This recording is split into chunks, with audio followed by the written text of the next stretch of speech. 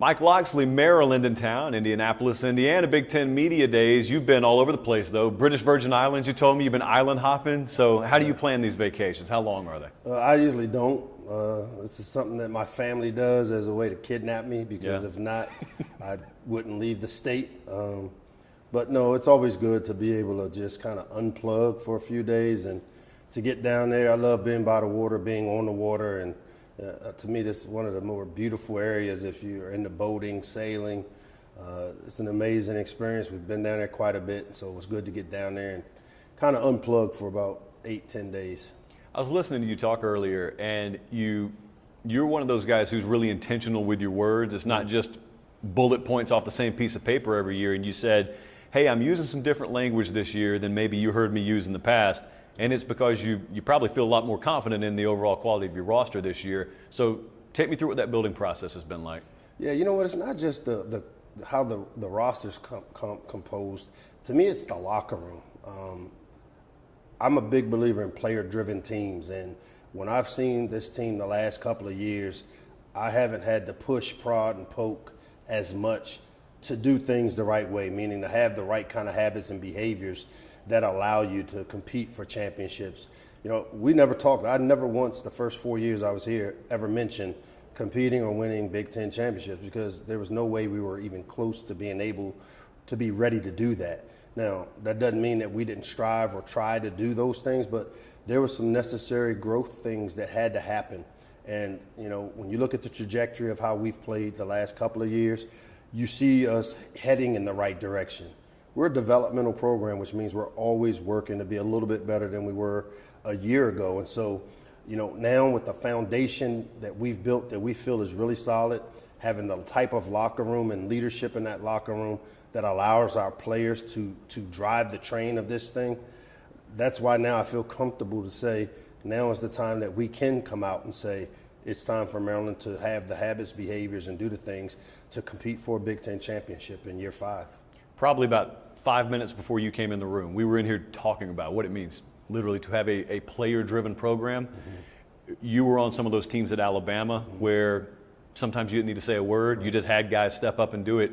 You go to Maryland, and now you've seen the process of building that as a head coach. It's great when you see the finished result, but for the folks outside the bubble, when you roll your sleeves up and go to work in building that culture, what are the most important principles that you have to put in place? I think one is consistency.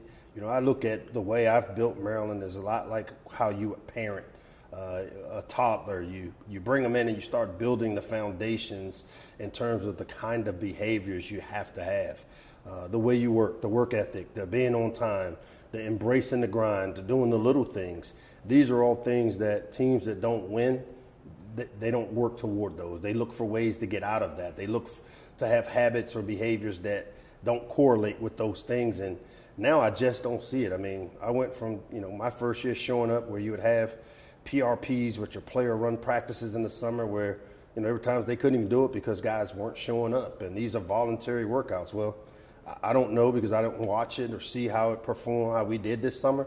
But I know the leadership in that locker room would have a problem with a player that wasn't showing up or doing the things that are necessary to give us a chance to win and win big this year. When you're hiring staffers, putting together staff, you know you got to put together guys who know the game of football, but also have to understand people because you want to cultivate that kind of culture. Right.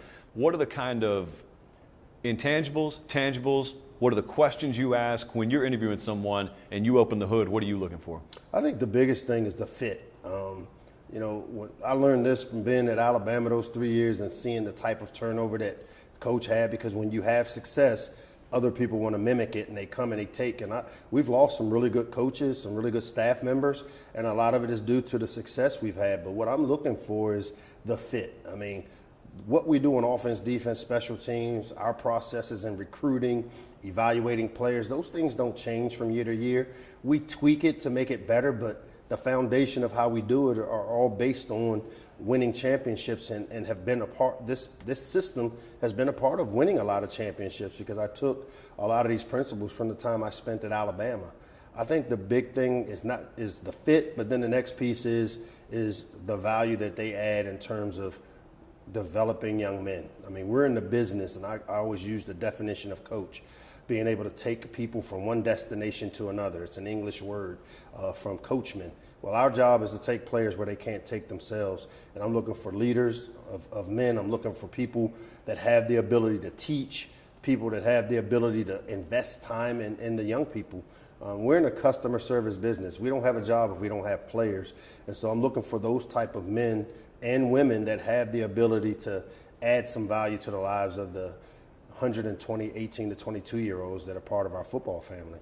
What does the recruiting infrastructure at Maryland look like today compared to when you got there? It's a lot more work, a lot more opportunities, because now you don't just have the high school guy, the JUCO guy, or the prep school guy, and now you throw in a whole nother group of people in terms of transfers. And so the evaluation process, making sure we're bringing in the right kind of people. When you use the portal, bringing in guys that, in my opinion, are guys that understand the role and the culture that they're coming into.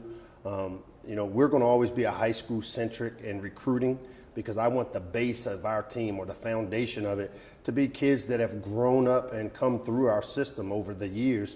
And we'll use that portal to add, the needed experience that maybe we're looking for. But we'll always recruit the high school kid first, and we'll use the portal to kind of supplement when we lose experienced players. Is there a pivot point or two on this team, aside from the obvious, where you look and say that's really going to be the difference in 5 wins versus 9 or 10 wins this year? Yeah, there's 3 things that jump out from evaluating last season. One is the discipline piece of the penalties. We were one of the more penalized teams in the country. Good teams don't beat themselves. I mean, you obviously have competitive penalties, which are things that happen within the course of a play, but the non-competitive ones are the ones that kind of stick with you, and they come back to haunt you. And so minimizing those things. The second thing is the old big play battle. Creating big plays on offense and minimizing them on defense. If we can find a way to take advantage of some of the opportunities that maybe we let slip a year ago on offense, where we create and manufacture some big plays, that helps you win. And on defense, they can create big plays by coming up with turnovers, havoc plays, but also making sure the missed tackles, the things that allow big plays to happen to you on defense, we minimize it. And last but not least is the turnover battle. I saw us improve a year ago, but there's still a lot more work to be done. And if we can do those 3 things, you'll see us go from the team that was a score away in 2 games against Michigan and Ohio State. The Purdue game sticks underneath, one of those games that could have been a little different. If we can get those 3 things kind of fixed, I think you'll see Maryland have the type of success that we all want to have. You've been in the SEC, you've been in the Big Ten several years now. Compare the depth overall. Past the top tier, what is the depth of those 2 conferences like? I think very similar, very similar. You look across the board at the teams in our league that have made the playoffs, the teams in our league that have won big the last few years. From top to bottom, the rosters are built no differently. I mean, I just think, and what I've said in the past, I mean, having been in the SEC West and the Big Ten East, I must be a glutton for punishment because it's never easy. And, I think both these leagues offer talented players. If you look at the type of the numbers that we've had as a conference in terms of where our guys are being drafted, we compete with anybody and everybody, and I feel like we are one of the top, if not the top league in the country. Coach Mike Locksley, we appreciate it. Thank you. Appreciate it.